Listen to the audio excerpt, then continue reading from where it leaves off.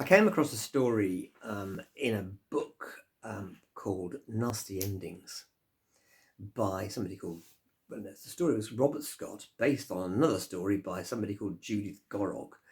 And I've based a story on that story, which is called Those Three Wishes.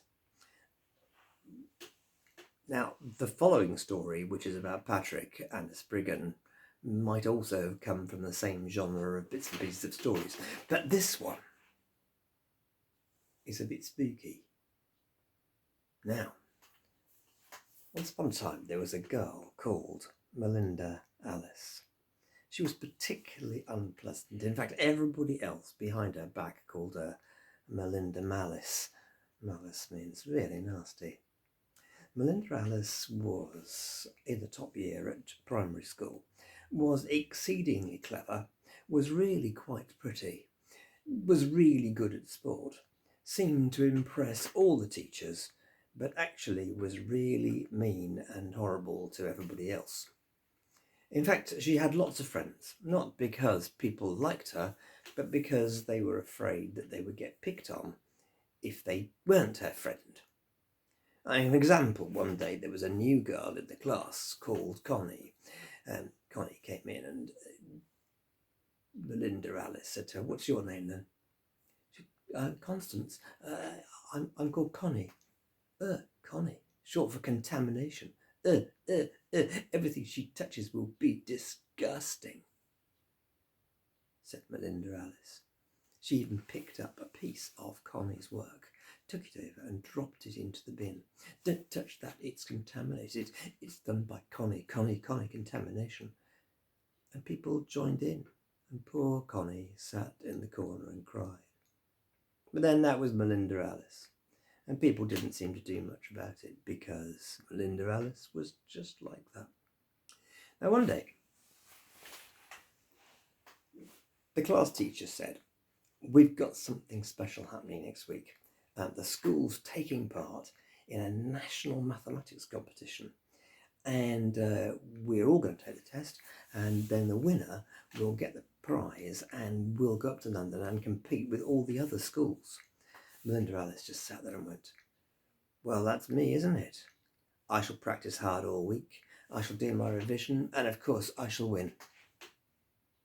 And with that, everybody looked and thought, she probably will. Well, the week passed, and Melinda Alice had done her work, and the day of the test came. I should tell you that the teacher also said that if anybody was late for the test, they wouldn't be allowed to take it.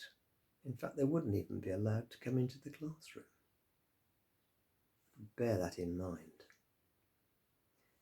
Day of the test came. Melinda Alice was walking to school.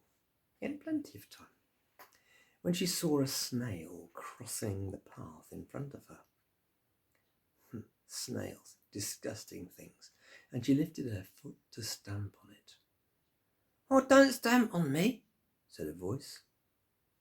Said Melinda Alice. "Are you talking to me?" "Yes, of course I'm talking to you. Don't stand on me. I'm only a poor snail trying to cross the pathway. But I don't like snails. I should stamp on you anyway." "No, don't stamp on me." "And anyway, how can you talk?" said Melinda Alice. "I'm a magic snail, ain't I?" "So will you grant me 3 wishes or something if I don't stand on you?" "Well, yeah, all right then." "Well, okay, it's a deal," said Melinda Alice. "Give me 3 wishes." "Well, you got 3 wishes. Have a go." "All right," said Melinda Alice. "I wish I had pierced ears." Something her mum had never let her have. Ping! She could feel them in her ears. Like, oh, wow. "I wish I had roller boots." "Oh, not here," she said. "In the wardrobe at home." Boots disappeared from her feet and obviously in the wardrobe. Now, what else could I wish for? And she thought, "You can't, before you think about it, you can't have infinite wishes," said the snail. "Oh, I could wish for world peace. I could wish that everybody in the world got better from illnesses. I could wish that everybody wish for all sorts of things. Mind you, I could wish for loads of money. That would be good, wouldn't it? The snail said, whatever you want, that's your last wish, apart from more wishes. And just as she was thinking, there was a bell. Ding-a-ling, ding-a-ling, ding-a-ling. The bell for school. Oh no, I'm going to be late, shouted Melinda.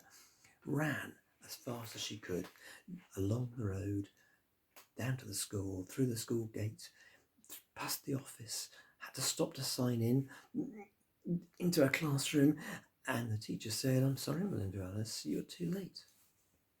What do you mean I'm too late? I'm here now. Look, and anyway, I'm much better than them. I'll catch up and I'll just be able to finish it. No, I told you last week. You can't come in and you can't start the test once it's begun. Sorry, you'll have to leave. Go and sit in the library.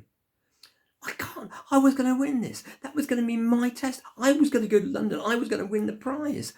Oh, I wish I was dead.